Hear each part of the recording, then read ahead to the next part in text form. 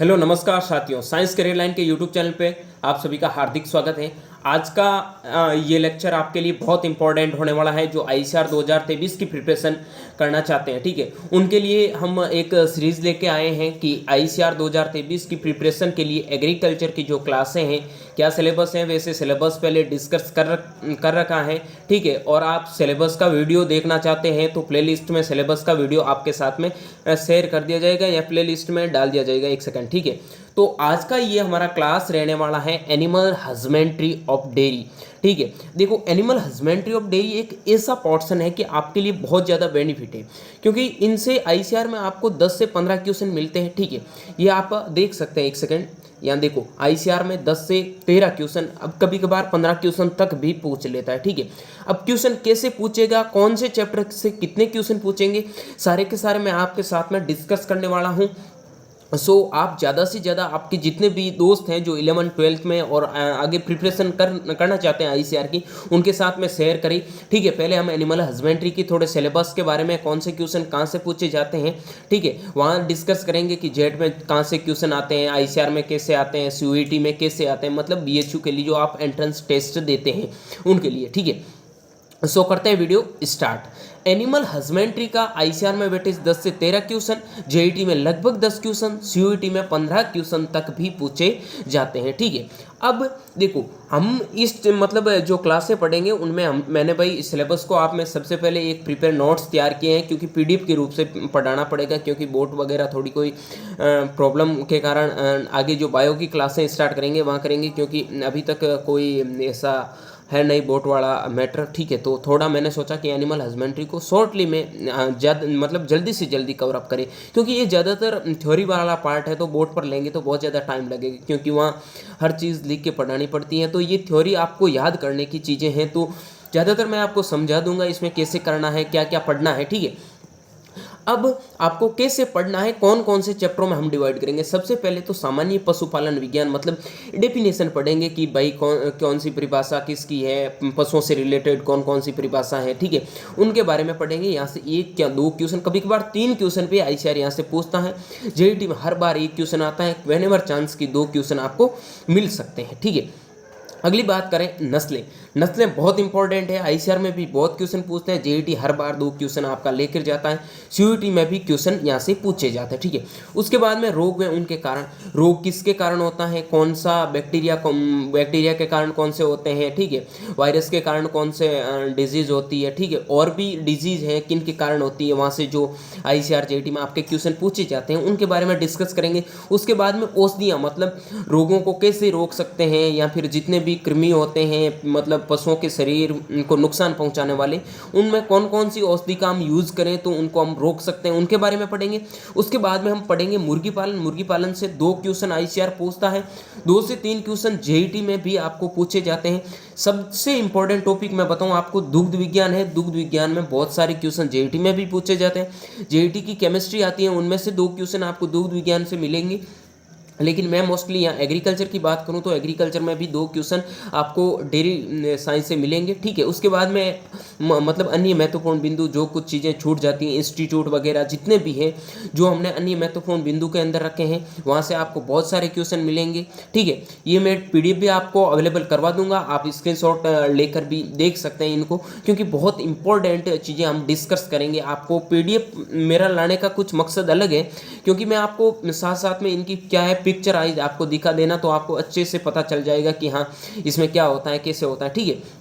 शुरू करते हैं आगे। मतलब पहला चैप्टर है हमारा सामान्य पशुपालन विज्ञान। काफ़ी क्यूरीज थी कि हमारी क्लासें मतलब कैसे भी करके हमें पढ़ाए, तो केमिस्ट्री की क्लास भी आपके साथ में जल्द ही आने वाली है, ठीक है। आज हमारी जो है एनिमल हस्बेंड्री की क्लास है, आप शेयर जरूर करना, हम हमेशा के लिए आपके लिए अच्छा कंटेंट अवेलेबल करवाएं। आप यहाँ से चीज़ें समझ सकते हैं। मैं पीडीएफ हमेशा टेलीग्राम ग्रुप ज्वाइन कर लेना, पीडीएफ मतलब डिस्क्रिप्शन में मैं उसका लिंक डाल दूंगा, ठीक है।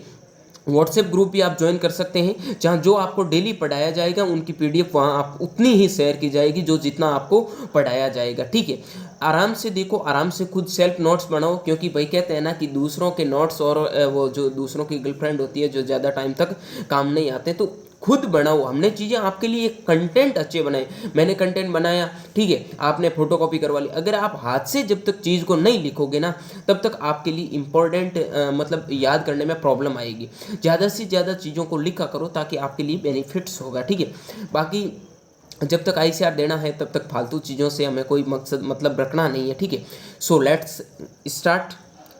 अब आता है सबसे पहले हमारे पास में सामान्य पशुपालन विज्ञान, जो मैंने पहले आपके साथ में डिस्कस कर लिया है। अब देखो, सबसे पहला इंपॉर्टेंट पॉइंट है कि केंद्रीय पशुपालन, डेयरी एवं मत्स्य पालन मंत्री Purushottam Rupala. Very very important point है, क्योंकि भाई आईसीआर होता है वो सेंट्रल लेवल का होता है। अगर राजस्थान में पूछे तो आपको राजस्थान के कृषि विज्ञान एवं पशुपालन विभाग के मत्स्य पालन विभाग मंत्री है वो लालचंद जी कटारिया है।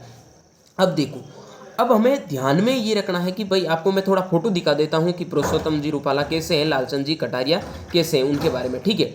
अब देखो, ये आपको पुरुषोत्तम जी रूपाला का फोटो दिख रहा है, उसके आगे ये लालचंद कटारिया का फोटो है, जो क्या है, राजस्थान के पशुपालन मंत्री हैं, और पुरुषोत्तम जी रूपाला हैं जो केंद्रीय पशुपालन मंत्री हैं, और ठीक है, मत्स्य पालन के मंत्री हैं। अब देखो भाई, हम पशुपालन पढ़ रहे हैं, पशुपालन पढ़ने का क्या उद्देश्य है उनके बारे में बताऊं कि भाई हम जितना भी भोजन करते हैं उनमें देखो, आप दूध यूज लेते हो, दही यूज लेते हो, ये सारे प्रोडक्ट पशुओं से तो प्राप्त होते हैं ना। तो मतलब सर्वप्रथम मनुष्य द्वारा पशु पालने का प्रथम उद्देश्य क्या था कि भोजन को प्राप्त करना, कैसे भी करके हमें भोजन प्राप्त करना। अब भाई रोटी मतलब बाजरा खाते हो, अनाज जितना भी जो आप बाजरा, गेहूँ, चावल जितना यूज़ करते हो, अनाज खाते हो, उनके साथ में आप दूसरी चीज़ें भी तो यूज़ करते हो ना, वो आपको कहाँ से मिलती है, पशुओं से प्राप्त होती है। तो भोजन प्राप्ति के लिए पशुपालन करना मतलब प्राथमिक उद्देश्य यही था कि भोजन प्राप्त करना, ठीक है। अब हम एनिमल हस्बेंड्री पढ़ने का मतलब है कि थोड़ी मतलब एनिमल हस्बेंड्री के बारे में बता दूँ। मतलब एनिमल हस्बेंड्री का मतलब होता है, हस्बेंड्री एक इंग्लिश वर्ड होता है, ठीक है। हस्बेंड्री इंग्लिश वर्ड है जिसका मतलब मीनिंग होता है कि प्रबंधन करना। पशुओं का आप प्रबंधन कैसे करोगे, ये क्वेश्चन कभी कभार आपसे पूछ लिया जाता है कि हस्बेंड्री किस भाषा का शब्द है। तो हस्बेंड्री इंग्लिश से लिया गया वर्ड है जिसका मतलब होता है कि पशुओं का आप प्रबंधन कैसे करोगे, ठीक है। अब हम बात करेंगे कि जितनी भी जो आपके पास में पशुपालन की इंपॉर्टेंट ग्लोसरी आती है, शब्दावली आती है, 100% कहता हूँ यहाँ से हर बार एक क्वेश्चन पूछा जाता है, इस बार भी पूछेगा। टारगेट रखना है कि आईसीआर कैसे फाइट करना है, उनके बारे में हम बीच में अच्छी अच्छी क्लासें आपके साथ में और अच्छी मतलब आपको कम बीच बीच में मोटिवेट करते रहेंगे कि आईसीआर का एग्ज़ाम कैसे होता है, आपको कैसे फाइट करना, उनके बारे में, ठीक है। अब हम देखो भाई, हमारा कोई मकसद नहीं है कि आपके साथ में मतलब एक कैसी क्लासें ले, क्योंकि टाइम कम मिलता है। कैसे भी करके बहुत सारे कमेंट आ रहे हैं आपके कि हमारी क्लासें स्टार्ट करें, क्योंकि हमें कंटेंट चाहिए। तो अगर आपको कंटेंट चाहिए तो जुड़े रहिए, ताकि हम आपके लिए कोशिश करें अच्छे से अच्छे कंटेंट आपको प्रोवाइड करवाएं। और हमारा मेन उद्देश्य ये है कि जितने हो सके कृषि योद्धाओं को इस कृषि के मैदान में उतारे, ठीक है। आईसीआर, जेईटी और बीएचयू का जितने जो भी एंट्रेंस टेस्ट होते हैं वो क्लियर करके आप एक अच्छी यूनिवर्सिटी में जाओ, और अच्छी बैचलर जो मास्टर, आगे आपका फ्यूचर क्या है, फ्यूचर वैसे एग्रीकल्चर में क्या होता है, उस पर अलग से वीडियो आप लाएंगे। ऑलरेडी मैंने आपको इन जेईटी आईसीआर एग्ज़ाम के बारे में बता दिया है। प्रिपरेशन करना चाहते हैं तो अच्छा मतलब आपके लिए फ्री में प्लेटफॉर्म है, क्योंकि भाई फ्री में प्रिपरेशन आपको कराते हैं, तो शेयर वगैरह कर दिया करना, ठीक है। अब हम सबसे पहले हमारे पास में जो डिफिनेशन में आती है, शब्दावली में आती है, वो है एल्यूलॉज। इसका मतलब क्या होता है कि पशुओं की जो दुग्ध ग्रंथियों में महीन संरचनाएं पाई जाती है, छोटी छोटी संरचनाएं पाई जाती है, ठीक है, जिन्हें हम दुग्ध कूप कहते हैं, ठीक है। जिनमें क्या कहते हैं, मादा पशु होते हैं। भाई नर का तो दूध निकलता नहीं, ये तो हमें भी पता है, नर तो कभी दूध निकालता नहीं। तो मादा पशु दूध निकालती है, तो उसमें क्या होता है कि जो एल्यूलोज होती है ना, उसमें दुग्ध का निर्माण होता है। वो मैंने अभी आपको आगे डायग्राम में बताऊंगा कि एल्यूलोज कैसे होता है, मतलब मिल्क कैसे उत्पन्न होता है पशुओं के शरीर में, ठीक है, उनके बारे में पूरा डिस्कस करेंगे। देखो सो कोई ना, अब देखो आगे हम रेगुलर करते हैं, थोड़ी कोई प्रॉब्लम हो गई, ठीक है। अब देखो, ये है पुरुषोत्तम जी रूपाला का, मैंने पहले आपको फोटो दिखा दिया है, ठीक है। अब ये देखो, इससे दूध बनता है। एल्यूलोइस क्या होती है कि एक महीन संरचनाएं होती हैं जिनमें पशु, मादा पशु नर दूध नहीं बनाता, ध्यान से सुन लेना, ठीक है। मादा पशु कैसे दूध का निर्माण करती है, ये आप देख सकते हो इस डायग्राम में, ठीक है, कि लोब क्या होती है, आगे कॉन्ट्रैक्ट मतलब टिश्यू कैसे होता है, टिश्यू से मिलकर भाई सेल्स होती है, जो सेल्स मिलकर आपस में टिश्यू का निर्माण करती है। टिश्यू आगे जाकर कैसे एक यहाँ से देखो दूध बाहर निकलता है नीचे, ठीक है। ये आप देख सकते हो इसके डायग्राम में, इससे दुग्ध का निर्माण होता है। लेकिन आपको याद क्या रखना है कि एलुलाइज क्या होती हैं, जहाँ मतलब मादा पशु में दुग्ध का निर्माण होता है, जहाँ दुग्ध कूप होते हैं, उन्हें ही एलुलोइस कहते हैं। ठीक है, ये क्लियर हो गया। अब हम अगली ग्लोसरी के बारे में आते हैं, क्रूड फाइबर।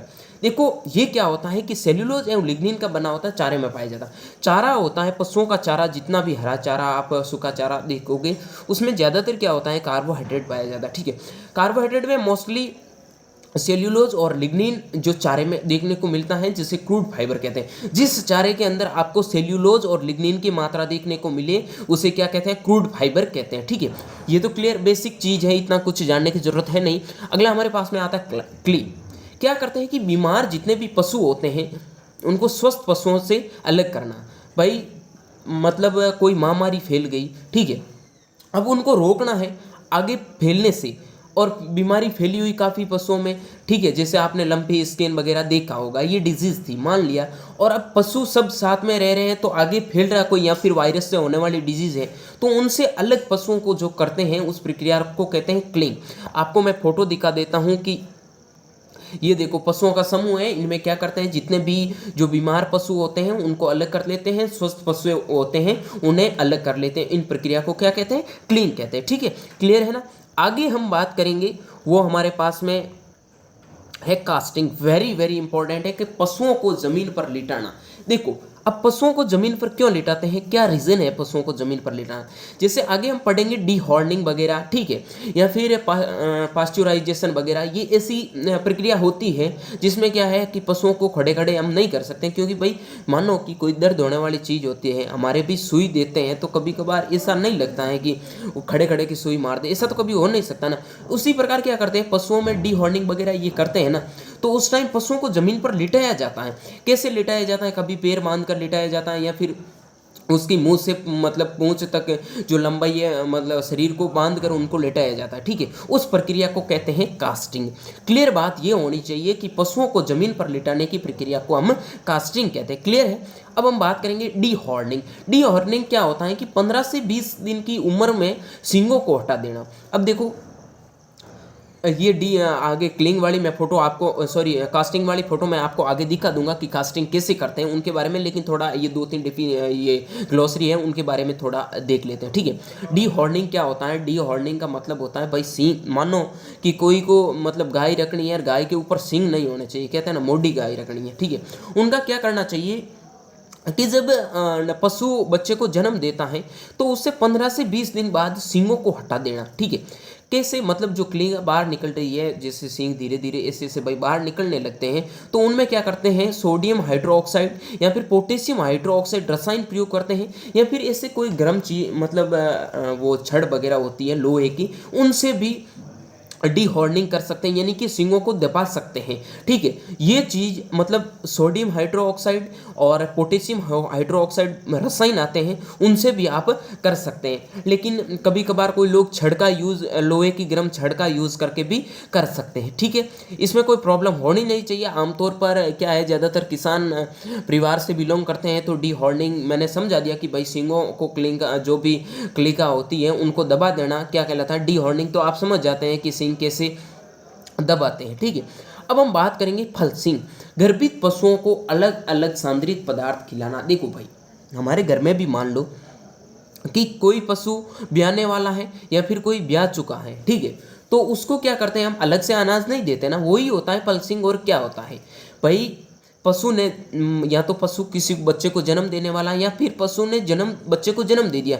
अब हम क्या करते हैं उसको जितना भी जो अनाज देते हैं वो भी थोड़ा अधिक देते हैं, और भी ऐसी एक्स्ट्रा चीज़ें देते हैं जिनमें मिल्क में क्या होता है। ये पल्सिंग करने का मुख्य उद्देश्य क्या है कि दूध में मतलब बढ़ोतरी लाना। ठीक है, इनके लिए ये चीज़ की जाती है। आगे हम बात करते हैं मोहरे।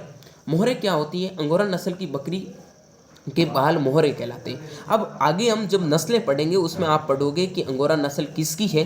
ठीक है, अंगोरा नस्ल की बकरी के बाल होते हैं वो मोहरे कहलाते हैं, जो मुलायम है, वो सफ़ेद होते हैं, जो क्या करते हैं कपड़े बनाने में यूज लेते हैं। ठीक है, अब हम पढ़ेंगे कि अंगोरा नस्ल कहाँ की है, आगे जब कब पढ़ेंगे। अब एक बात यहाँ कन्फ्यूज़ मत होना कि अंगोरा नस्ल बकरी की है, ठीक है। ये आगे आपको कंफ्यूज करेगी कि मोहरें होती है, अंगोरा नस्ल की बकरी के बाल मोहरे कहलाते हैं, जो मुलायम सफ़ेद ऊनी कपड़े बनाने में काम आते हैं। अब अभी मैं बता देता हूँ कि अंगोरा नस्ल की बकरी कैसे होते हैं, उनके बाल कैसे यूज लेते हैं। ठीक है, देख कर भेड़ मत समझना उनको, उनके बारे में देख लेते हैं थोड़ी। जो मैंने आपको कास्टिंग वगैरह बताया, उनके फ़ोटो वगैरह दिखाता हूँ कि कास्टिंग कैसे होता है। ठीक है, अब देखो, ये आपने फ़ोटो वगैरह ये तो देख लिए होंगे, ये भी देख लिया। अब देखो ऐसे कास्टिंग करते हैं पशुओं को। मैंने बोला था ना कि आप या तो पैर बांध कर सकते हो, ठीक है, और या फिर ये लिफ्टिंग फ्रंट लेग यही होता है। आगे ये ध्यान रखो, मैं डरना मत, कोई बड़ी चीज़ नहीं है। ये है आपकी अंगोरा नस्ल की बकरी, जिसके बाल होते हैं, जो विदेशों में ज़्यादातर पाई जाती है, हमारे इंडिया में नहीं मिलते हैं। उनके बाल क्या करते हैं, जो हमारे सूती के वस्त्र वगैरह आते हैं, या सर्दियों में पहनने के जो अच्छे अच्छे वस्त्र आते हैं, मुलायम से आते हैं, वो इनकी ऊन से ही बनाए जाते हैं। जो आप देख सकते हो, इस महारानी को आराम से देख लो, कोई दिक्कत नहीं है, बहुत बढ़िया सी लग रही है, क्यूट सी। ठीक है, ये देख सकते हो। ओके, अब हम करते हैं आगे। ये हो गया, ये ध्यान रखना, ठीक है ना। Okay done. अब करते हैं आगे स्टार्ट। अगली डेफिनेशन आती है पिका। फास्फोरस की कमी से पशुओं में होने वाला रोग। अब देखो, पशु में भी भाई जिस प्रकार पेड़ पौधे को 17 न्यूट्रिएंट की आवश्यकता होती है, उसी प्रकार पशु हो या हमारा मानव शरीर हो, तो हर न्यूट्रिएंट की आवश्यकता होती है। ठीक है, या एलिमेंट्स वगैरह जो आवश्यकता होती है कि भाई बॉडी को मतलब संतुलित रखने के लिए कौन कौन सा आहार खाना चाहिए, ये तो पता होना चाहिए ना। तो उसी प्रकार क्या होता है कि पशुओं में फास्फोरस की जब कमी हो जाती है, तो उस में होने वाला जो रोग होता है उसे पिक्का रोग कहते हैं। फास्फोरस की कमी से होने वाले रोग को पिक्का रोग कहते हैं। अब देखो, पिक्का रोग हो जाता है तो पशु इस प्रकार नजर आता है, हर चीज़ जो खाने लग जाता है, पत्थर वगैरह उनको भी, या फिर जितने भी जो आपको ये प्लास्टिक वगैरह या फिर क्या बताऊँ पॉलीथीन वगैरह, ये चीज़ें पशु खाने लग जाता है। रीज़न क्या है कि उसमें फास्फोरस की कमी है, वो कैसे भी करके फास्फोरस की पूर्ति करना चाहता है। ठीक है, अरे भाई पशु बोल के तो कह नहीं सकता है ना। हमारी चीज़ में तो हम डॉक्टर के पास जाते हैं तो डॉक्टर बता देता है इस चीज़ की कमी है, या फिर पशुओं के डॉक्टर हमें बता देते हैं कि इसकी कमी है, हम वो न्यूट्रेंट इस पशु को देते हैं तो वो चीज़ क्या है, दूर हो जाती है, उसकी कमी नहीं रहती। लेकिन ऐसा हर जगह नहीं होता है। अगर फास्फोरस की कमी होती है तो ऐसी चीज़ें अगर आप पशु के साथ देखते हो तो समझ लेना कि पशु में फास्फोरस की कमी है और उसमें पिक्का रोग हो चुका है। अगली डेफिनेशन के बारे में बात करें तो वो है सूखा काल। अब मादा पशु के ब्याने में 60 दिन पूर्व, अब देखो मेरी बात को समझो पहले।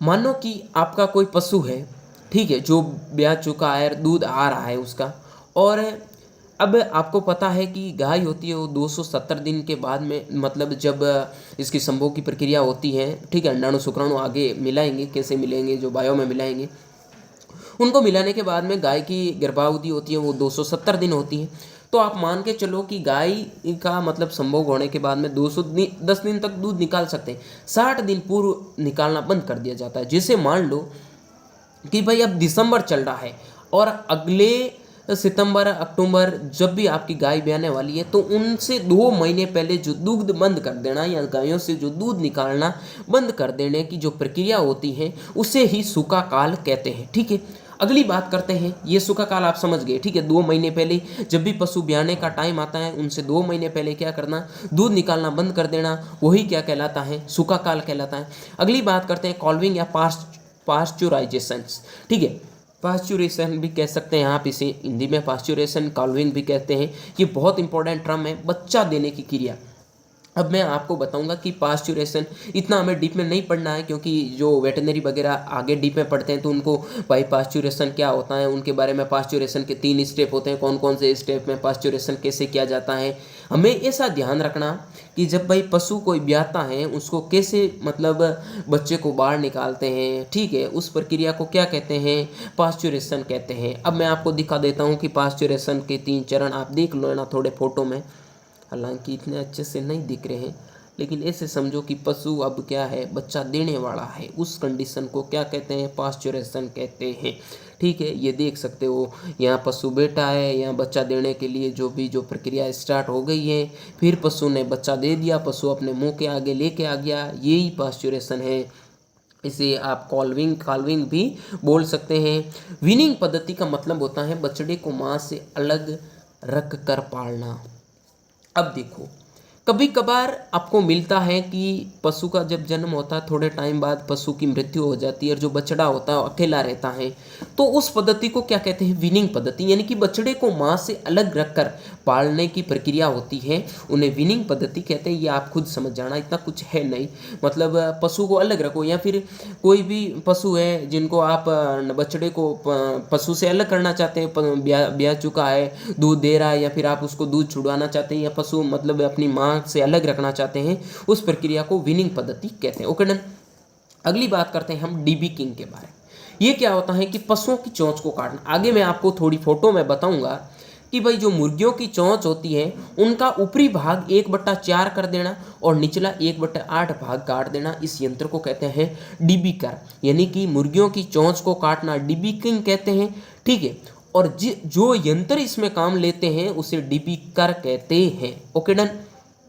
अगली मैं बात करता हूँ डीवर्मिंग के बारे में। डीवर्मिंग क्या होता है कि कर्मी से मुक्त करना। अब कौन कौन से भाई कर्मी होते हैं, उनको कौन कौन से कर्मियों में कौन कौन सी औषधि यूज होती हैं या कौन कौन सी दवाइयाँ यूज होती हैं, जो आगे हम दवाइयों के रूप में पढ़ेंगे, उसमें थोड़ी ज़्यादा डिटेल में चर्चा करेंगे। लेकिन अब ये याद रखना कि डीवर्मिंग टर्म का मतलब होता है कि कृमि से मुक्त करना। पशुओं के शरीर में मान लो कोई कीड़े वगैरह पड़ गए हैं, उनको कोई दवाई से छुटकारा पाना, वो क्या कहलाता है, डीवर्मिंग कहलाता है। ओके, अगला बात करता हूँ मैं कैनाबोलिज्म क्या होता है, चोंच से लड़ना। मुर्गियों में मोस्टली ये देखा जाता है कि जब सोडियम क्लोराइड की इसमें कमी हो जाती है ना, तो क्या करते हैं, आपस में चोंचें टकराते हैं, चोंचों से लड़ना शुरू कर देते हैं। कैसे लड़ते हैं, ठीक है, वो आगे मैं फोटो में आपको दिखा दूंगा। Okay done. केपोनाइजेशन का मतलब होता है प्रजनन क्षमता को समाप्त करना, इसे आप बध्यकरण भी कह सकते हैं। इसमें जो एक हार्मोन यूज करते हैं उसे कहते हैं डाई इथाइल स्टील हार्मोन, ठीक है, या स्टॉल हार्मोन। इसका उद्देश्य क्या होता है, मोस्टली कि अधिक मांस प्राप्त करना। अब मेरी बात को समझना थोड़ा फनी टाइप में, ठीक है। देखो भाई, क्या होता है कि सांड होता है, ठीक है, उनको क्या करना है, जो गायों के वीर्य वगैरह यूज करते हैं तो थकावट आ जाती है, तो मांस अच्छे से मिल नहीं पाता। उस कंडीशन में क्या करते हैं, केपोनाइजेशन कर देते हैं, यानी कि उसका वर्षण होता है, उनको निकाल दिया जाता है, या फिर उनको कैसे कैसे, जो आगे आप बड़ी क्लास में अगर पशुओं से थोड़ा इंटरेस्ट रखना चाहते हैं ना, तो वेटनरी वगैरह के कोर्स में आप जाके अच्छा इंटरेस्ट ले सकते हैं, ठीक है। अब देखो, उद्देश्य क्या है, अधिक मांस हेतु मैंने आपको बता दिया। अब भाई वीर्य निकालेगा तो शरीर में थोड़ी ताकत की ज़रूरत होगी ना, ताकत तो पहले ही बाहर निकाल देगा, तो फिर मांस उतना बचेगा नहीं। उस कंडीशन में क्या किया जाता है, पशुओं में केपोनाइजेशन कर दिया जाता है, या बध्यकरण कर दिया जाता है, या उसके वर्षण बाहर निकाल दिए जाते हैं, जिससे क्या होता है, वो संभोग करने के लायक नहीं बचता है, और वो क्या करता है, बॉडी को कैसे भी फुलाकर अधिक से अधिक मांस दे देता है। यही केपोनाइजेशन का उद्देश्य है। और केपोनाइजेशन होता क्या है कि उसमें प्रजनन क्षमता को समाप्त कर दिया जाता है। ओके डन, कोई प्रॉब्लम नहीं है ना, ये तो क्लियर हो गया। बहुत इजी सी बात थी ये, आप, मेरे को उम्मीद है कि बहुत जल्दी से आप इसको समझ सकते हैं। Okay done. अगली बात करता हूं मैं स्टीमिंग अप। गाय भैंस को 6 सप्ताह पूर्व ब्याने से एक्स्ट्रा दाना देना क्या कहलाता है, स्टीमिंग अप। गाय भैंस को ब्याने से 6 सप्ताह पूर्व जो एक्स्ट्रा दाना देते हैं उसे कहते हैं स्टीमिंग अप, मतलब स्टीमिंग अप। अब एक चीज़ आपको याद और रखनी है, क्या रखना है कि मैंने आपको एक चीज़ और बताई कि फलसिंग के बारे में बताया। फलसिंग और स्टीमिंग अप का मतलब क्या होता है, फलसिंग गर्भित पशुओं को दाना देना, ठीक है। स्टीमिंग अप को गाय भैंस की मतलब ब्याने से पूर्व, जब पशु ब्याने के लायक होता है उनसे 6 सप्ताह का मतलब लगभग 1.5 महीना पहले, जो सूखा काल आता है ना 60 दिन का, उससे थोड़ा सूखा काल आने से 15-20 दिन में क्या करते हैं, जो एक्स्ट्रा एडवांस दाना देना शुरू कर देते हैं, ताकि ब्याएगा पशु, जब उसका दूध क्या होगा, अधिक होगा, उसमें स्टमिंग अप एक्स्ट्रा दाना देना, वो स्टमिंग अप कहलाता है। Okay done. अगली मैं बात करता हूँ डाउन कवर, मतलब ब्याने से 15 दिन पूर्व का समय। जब पशु ब्याता है उनसे 15 दिन पूर्व का समय क्या कहलाता है, डाउन कवर कहलाता है। Okay done. अब बात करता हूँ टीजर बुल के बारे में, ये थोड़ा ध्यान रख लेना। डाउन कवर क्या होता है, जब पशु ब्याता है उनसे 15 दिन का जो पूर्व समय होता है उन्हें क्या कहते हैं, डाउन कवर कहते हैं। अगला बात करता हूँ मैं टीजर बुल के बारे में, नसबंदी कृत नर। उपयोग क्या है, मध्यकाल की पहचान करना। ये जो मैंने आपको केपोनाइजेशन बताया था, उसमें क्या करता है कि प्रजनन क्षमता को समाप्त करके मांस प्राप्त करना। अब टीजर बुल क्या करता है, नसबंदीकृत, मतलब आप आगे बायो पढ़ेंगे ना, उसमें हम बताएंगे कि पशुओं में भी नसबंदी नर में भी नसबंदी होती है और मादा में भी नसबंदी होती है। आप ऐसे मत समझना यार नसबंदी वाला ये फंडा पशुओं के साथ कैसे जुड़ गया, तो बेल भी किसी से कम नहीं है, बेलों की भी नसबंदी की जाती है क्योंकि मध्यकाल की पहचान करने के लिए। Okay done. अब आगे ये पिका रोग वाला मैंने आपको दिखा दिया, पास्चुराइजेशन की प्रक्रिया मैंने आपको दिखा दी। अब मैंने आपको एक बात बताई थी कि मुर्गियों की चोंच काट दी जाती है, ऊपर का भाग होता है वो 1/4 और निचला भाग होता है 1/8 काट दिया जाता है। Okay done. आप ये समझ गए होंगे क्योंकि ऊपर वाली थोड़ी ज़्यादा कटी हुई है, नीचे वाली थोड़ी कम कटी हुई है। ठीक है, तो उसका मतलब ऊपर वाली तो 1/4 और नीचे वाली 1/8। ठीक है, अगली ये देखो, मैंने आपको बताया कि पशुओं जब मुर्गियों में सोडियम क्लोराइड की कमी होती है तो सोडियम क्लोराइड की कमी से मुर्गियां आपस में चोंच टकराने लग जाती है, चोंच टकराना शुरू कर देती हैं। ठीक है, उस कंडीशन में मैंने आपको पीछे ये डेफिनेशन बता दी क्या क्या वजह होती है, क्योंकि सोडियम क्लोराइड की कमी हो जाती है। ठीक है, आगे तो ठीक है, आगे करते हैं स्टार्ट। थोड़ा बचा है, ये पशुओं के बारे में ही है, थोड़ी सी डेफिनेशन और बची है, इंपॉर्टेंट चीज़ें यहाँ आने वाली है, थोड़ा सा वेट करना। इंपॉर्टेंट बुल्क, नर पशु को प्रजनन क्षमता बद्धीकृत करना। बुल्क बहुत इंपॉर्टेंट चीज़ है भाई, बद्धीकृत हमने 3 चीज़ें पढ़ी। देखो, एक तो हमने पढ़ा था कि टीजर बुल, एक पढ़ा था हमने केपोनाइजेशन, अब हम पढ़ रहे हैं बुल्क। बुल्क को क्या करते हैं, नर पशु की प्रजनन क्षमता बद्धीकृत करना, यानी कि उसका बद्धीकरण करना, क्या कहलाता है, केपोनाइजेशन कर देना। केपोनाइजेशन यही होता है कि उसके वर्षण को बाहर निकाल देना ताकि वो किसी गाय के साथ जा नहीं सके। ठीक है, यही चीज़ होती है, किसी भैंस वाले में भी कर सकते हैं, ऐसी कोई चीज़ नहीं है। ठीक है, डिम्ड पेल का मतलब होता है डेयरी में उपयुक्त पतले मुंह के बर्तन जो दूध निकालने में काम आते हैं, मतलब पतले मुंह के बर्तन दूध निकालने में काम इसलिए दिए जाते हैं। ये थोड़े बर्तन वाले मैं आगे आपको डेयरी साइंस पढ़ाऊंगा, उसमें डिटेल से बताऊंगा, लेकिन ध्यान में आपको ये रखना है कि डम्ड पेल का मतलब पतले मुंह के बर्तन क्यों लेते हैं, क्योंकि जब पशु का जब आप दूध निकालते हैं ना, तो उसमें से आपको ध्यान रखना कि पशु का दूध निकालते समय उसमें जीवाणु है, जहाँ कचरा, छोटे जो सूक्ष्म जीव हैं वो दूध में ना गिरे, उससे बचने के लिए जो पतले मुंह के बर्तन रखे जाते हैं जिनमें दूध के अलावा मतलब जीवाणुओं को अंदर घुसने का रास्ता कम मिले, वो करने के लिए क्या करते हैं, डेयरी जो बड़े फॉर्म होते हैं, गाँवों में तो ऐसा कुछ नहीं होता है, बाल्टी लेकर पशुओं का दूध निकाल लिया जाता है, लेकिन जो बड़े डेयरी फॉर्म होते हैं जहाँ ज़्यादा दूध की सप्लाई होती है उनके लिए ये यूज़ किया जाता है। अब देखो, ग्रूमिंग क्या करते हैं, ब्रश के माध्यम से पशुओं के शरीर को साफ कर देना, जो आगे मैं आपको एक मैडम के साथ में फोटो दिखा दूंगा कि मैडम जो बच्चे का या फिर जो बछड़ा जो भी उसको दिखाई देगा, कुत्ता या फिर सांड वगैरह, उनके आगे से कैसे ब्रश लेकर उनको अपने जीवाणुओं से साफ करती है, या फिर उसके ऊपर जो कचरा वगैरह लगा हुआ है उनको बुर्श से हटाती हैं, उनको ग्रूमिंग कहते हैं। वेरी वेरी इंपॉर्टेंट चीज़ है ग्रूमिंग। क्या होती है कि ब्रश के माध्यम से पशुओं के शरीर को साफ करना ग्रूमिंग कहलाता है। स्वच्छ दूध में मतलब परजीवियों से सुरक्षा, क्या है कि भाई दूध है वो साफ मिल जाए, या कचरा होता तो दूध निकालते तो उसके अंदर कचरा घुस जाता है, इसी चीज़ें से बचने के लिए ग्रूमिंग किया जाता है, बाकी ऐसा कुछ नहीं है। परजीवियों से सुरक्षा पाना भी ग्रूमिंग कहलाता है। अब देखो, ग्रिट, पशुओं को मार्बल के टुकड़े खिलाना, जो मुर्गियों वगैरह को आमतौर पे खिलाते हैं, थोड़ा हम मुर्गी पालन में थोड़ा डिटेल से पढ़ लेंगे, ये जो डेफिनेशन आएगी। कैथीटर का मतलब होता है पेशाब निकालने का यंत्र। व्हेनेवर कंडीशंस ऐसी मिलती है आपको कि पशु पेशाब कर नहीं पाता है, कुछ ऐसी चीज़ें हो जाती है, मैं आपको आगे डायग्राम दिखाऊंगा कि कैथीटर कैसे होता है, पशु का पेशाब कैथेटर के माध्यम से कैसे निकालता है, या फिर ये हमारे में भी यूज़ लिया जाता है कैथेटर। इंपॉर्टेंट चीज़ है, कैथेटर का मतलब होता है पेशाब निकालने का यंत्र, मूत्र निकालने का। जब मूत्र नहीं बाहर आता है तो किस कंडीशन में कैथेटर यूज़ किया जाता है, कैथेटर से कैसे मूत्र बाहर निकालते हैं कैथेटर का मैं आगे आपको डायग्राम दिखाऊंगा कैथेटर कैसे होता है। कर्रा का मतलब भूमि को समतल करने वाला, पशु द्वारा संचालित। अब पशु से भी चला सकते हो, ट्रैक्टर से भी चला सकते हो, जिसे हम ऐसा एक भाई सपाट सा होता है, जैसे मिट्टी पर चलाते ही जमीन को समतल कर देता है, आगे फोटो दिखा दूंगा। ठीक है, अगला बात आता है टेटूइंग, गोदना। गाय भैंस को 1 से 2 सप्ताह की उम्र में कांत के अंदर स्थायी रूप से टेटू बनाना, वो टेटूइंग या गोदना कहलाता है। ठीक है, क्लास थोड़ी लंबी हो रही है इसलिए ज़्यादा अब आपका टाइम लूँगा नहीं, 2-4 डेफिनेशन है ये करवा दूंगा, ठीक है, क्योंकि ग्लोसरी आज हमारी पूरी हो जाएगी तो कोशिश करेंगे 3 से 2 क्लास के अंदर पूरा का पूरा ये बेसिक है इंट्रोडक्शन पूरा कर देंगे, ठीक है। ईयर नोचिंग का मतलब होता है सुअर में मुख्य रूप से ईयर नोचिंग किया जाता है, कान में वी आकार का खोंच बना देना। कान होता है ना, जैसे भाई ये सुअर का कान है तो उसमें वी आकार का एक खोंच बना दिया जाता है, ठीक है, उसे क्या कहते हैं, ईयर नोचिंग कहते हैं। अब पेंटिंग और रंग लगाना क्या करते हैं, भेड़ बकरियां जो प्रजनन के होती है मतलब बियाने के लायक होती हैं, उनमें क्या करते हैं, ज़्यादा पशुओं का समूह होता है तो उनमें ऊपर रंग लगा दिया जाता है ताकि हमें पता चले कि कौन सी प्रजनन हेतु उपयुक्त है, उनके लिए ये पेंटिंग या रंग लगाना यूज़ किया जाता है, ठीक है। मोस्टली भेड़ बकरियों में किया जाता है, पेट पर अलग से रंग लगा दिया जाता है। फिर बात करते हैं टेंगिंग, रेंगिंग या फिर छल्ला डालना। मुर्गियों में क्या करते हैं, ये जो पैर होते हैं उनमें प्लास्टिक या एल्यूमिनियम के छल्ले डाल दिए जाते हैं। या फिर आपको क्वेश्चन ऐसा पूछ सकता है कि टेंगिंग की प्रक्रिया किस में की जाती है, आमतौर पर मुर्गियों में, पक्षियों में की जाती है, ठीक है। पेंटिंग की प्रक्रिया भेड़ बकरी में भी की जाती है और ईयर नोचिंग की प्रक्रिया मुख्यतः सूअर में की जाती है, लेकिन गायों भैंसों में भी ये प्रक्रिया कर सकते हैं।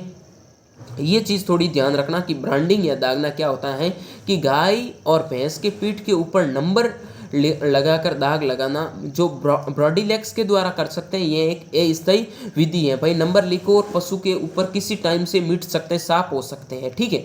तो ये होगी आपकी ब्रांडिंग या दागना। अब कुछ डायग्राम मैंने आपको बताया था, ये देखो, ये मैडम ग्रूमिंग कर रही है, यानी कि पशु का मतलब जो भाई मैंने बताया कि परजीवियों से सुरक्षा करना या स्वच्छ दूध प्राप्त करने के लिए ग्रूमिंग किया जाता है, ये मैडम कर रही है। एक छोटे से इस बच्चे को लेकर इसकी ग्रूमिंग कर रही है, उसके बाल वगैरह जो भी निकाल रही है, कैसे कर रही है, ठीक है। अब आगे ये कैथीटर, मैंने आपको बताया था कि पेशाब निकालने का एक यंत्र होता है। अब देखो पेशाब निकालते हैं उस ये ऐसा यंत्र होता है जिसे कैथीटर कहते हैं, कैथीटर ये है। अब पेशाब कैसे निकालता है ये भी देख लेना। ये तो जो कर रहा था, जो ज़मीन को समतल करता था, ये फोटो तो आप देख सकते हैं। ये देखो इसे कैथीटर को यूज लिया जाता है, ठीक है। जो ब्लैडर होता है उनसे सीधा कॉन्टैक्ट में लिया जाता है और आगे से नेसिसन में से उसको डाल दिया जाता है ताकि कैथीटर से जो पेशाब निकालने की जिसमें प्रॉब्लम हो उनको इजी से निकाल सके। क्लियर बात है। ये चीज़ थी आज की जो इम्पोर्टेंट। आगे कुछ बचा है, हाँ ठीक है, ये तो कुछ नहीं, ये जो अब देख सकते हो कि कान में भी आकार के जो नोक बना रहे हैं, ठीक है, उनके बारे में थोड़े फोटो और हैं। ये देखो, ये अस्थायी विधि इसलिए है कि भाई गायों में नंबर लिखते हैं, ब्रॉन्डिलैक्स करते हैं, ये अस्थायी विधि ब्रॉन्डिलैक्स के द्वारा, क्योंकि ये नंबर किसी समय मिट सकते हैं, ठीक है ना, साफ हो सकते हैं, इसलिए अस्थायी विधि। ओके, ये चीज़ें जो आज की थी वो समाप्त हो गई है। अब हम मिलेंगे अगली क्लास में, तब तक ये सामान्य पशुपालन वगैरह हम आगे पढ़ेंगे कि पशुओं में आमाशय होता है, उनके 4 भाग होते हैं, कौन कौन से भाग होते हैं, उनके बारे में हम डिटेल से चर्चा करेंगे। सो आज हमारा लेक्चर इतना ही रहेगा। वीडियो को ज़्यादा से ज़्यादा शेयर करें, क्लास पसंद आए तो लाइक ज़रूर करें, चैनल को अभी तक सब्सक्राइब नहीं किया तो सब्सक्राइब कर लेना। और ये नोट्स मैं आपको टेलीग्राम ग्रुप पर शेयर कर दूंगा, टेलीग्राम ग्रुप का लिंक डिस्क्रिप्शन बॉक्स में आपको डाल दिया जाएगा। ज़्यादा से ज़्यादा दोस्तों तक शेयर करें, क्योंकि हमारा मेन टारगेट रहेगा कि ICAR 2023 हमारे हाथ में हो, ठीक है। मिलेंगे किसी नए दौर में, तब तक के लिए स्वस्थ रहिए, मस्त रहिए, देखते रहिए science career line YouTube channel. Thank you very much.